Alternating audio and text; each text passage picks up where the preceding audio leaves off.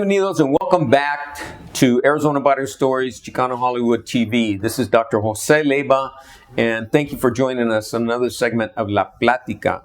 Our goal here is to present our Chicano community, our culture, our language, our music, the richness of our people, and present it in a positive fashion to breaking stereotypes that are out there about our community.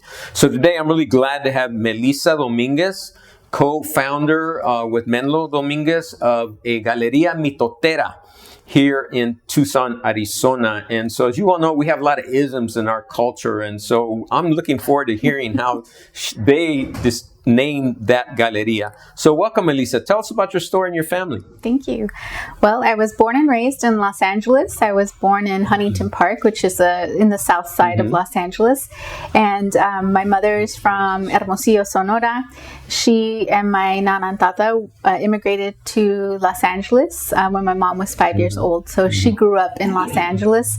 But we also never broke ties with our families in Mexico. So we would go back very often. I had the privilege as a child of going to Hermosillo with my nana Estela and being able to see her make sobaqueras outside, you know, and at pachangas with the family, going to Chihuahua where my tata was from, and being able to be on the rancho and be among the beautiful apple orchards that our family has had for generations. So, and then living and growing up in LA, I was always surrounded by very strong Chicanas. My mom was a very strong woman.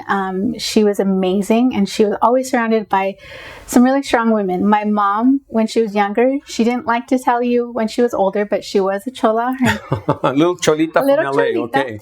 And when I was baptized in Placita Olvera at the City of Angels Church, I was brought in by a crew of lowriders. I was not allowed to be given a bottle in the lowrider, but I got to my baptism in a lowrider. Wow, what an amazing story, you know, a lowrider Galeria owner. Yes. Awesome.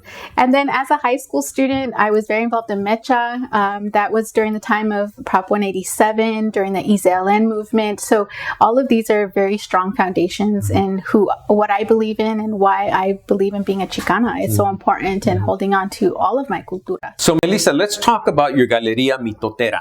And how did you come up with that name? Because in our community, our culture, we have so many isms. I love that you call your grandparents Tata and Nana. We use that quite a bit instead of Abuelo and Papa Grande or Mama Grande. But this is fascinating. Galeria Mitotera. The name of the Galeria came up in a really funny way. We were driving back to Tucson from Colorado, and Mel asked, okay, well, what are we going to call the Galeria?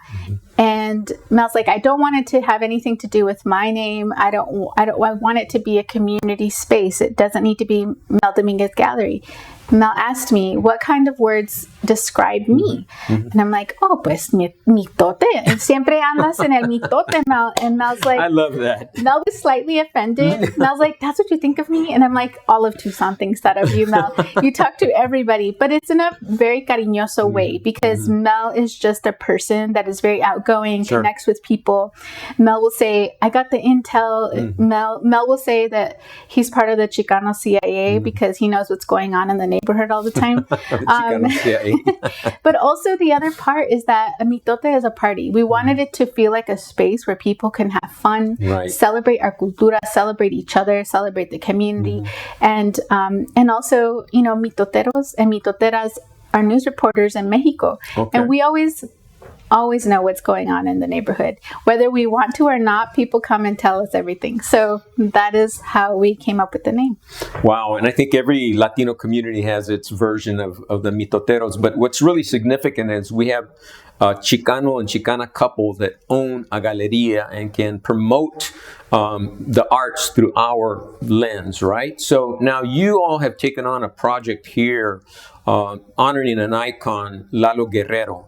And as many of us know, he's the father of Chicano music, El Pachuco, Nunca Jamás. And people don't know that Lalo Guerrero and Linda Ronstadt's father were musicians together, and that Linda used to sit on Lalo's lap and listen to music. So when she performed here at the Mariachi Conference, she did perform some songs with Lalo. So speak to us a little bit about that. Sure.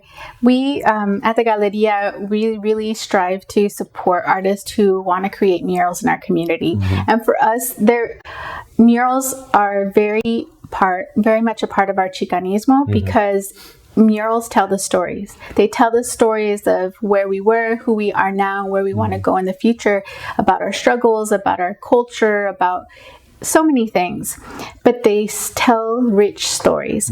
We see a lot of murals nowadays that are very picturesque and beautiful, but sometimes they lack that connection of a story.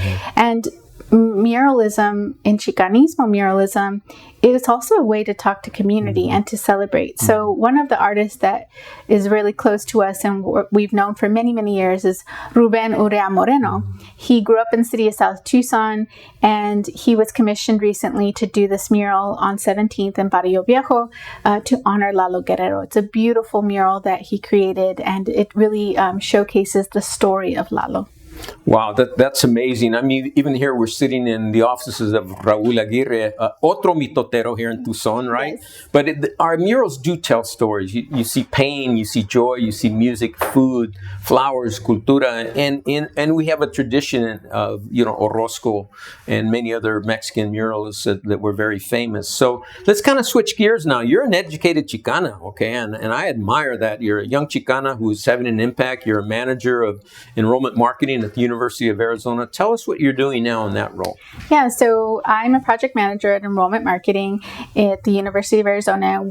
My team creates all of the marketing materials that are used to recruit incoming students to the university. So I am a very strong voice on my team, and I'm really excited to be able to say that my team listens to my voice about diversity and inclusion in our marketing pieces and having them be very authentic pieces. I just pitched, we do these day in the life segments with our students where they go and film their day in their life on campus.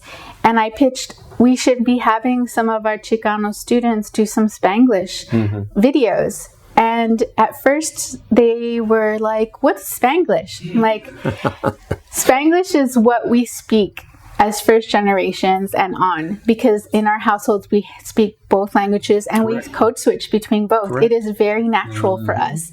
And I'm like, that's another point of authenticity with our students, to be able to showcase, like, come to our university, you'll be surrounded by others and in the surrounding community of Tucson with other Chicanos that speak just like you do. Right. So, and that's one of the beautiful things about Arizona Barrio Stories. We're more of a Spanglish, un español, un inglés, a little pochismo, a little bit of this and a little bit of that, but it's through our lens. And I really appreciate you coming here today. In closing, is there one final comment you would like to make about your Galeria or about being a Chicana artist, a Chicana educator to our audience? Galeria Mitotera is a space that we want to continue to promote as a welcoming space for everyone. And a lot of the work we do with university students is to remind them that going south of 22nd in Tucson is not unsafe. It's a beautiful place. It is rich with cultura, rich with history, and we welcome them. We bring so many students and we ask so many professors and groups at the university to bring students down to really feel the energy and our culture and not be afraid of our barrios, because there's nothing to be afraid of. And so we want to continue to build that through art, through culture, and togetherness. Wow. Thank you so much, Melissa. And when you come down to Tucson, make sure you go to Galeria Mitotera.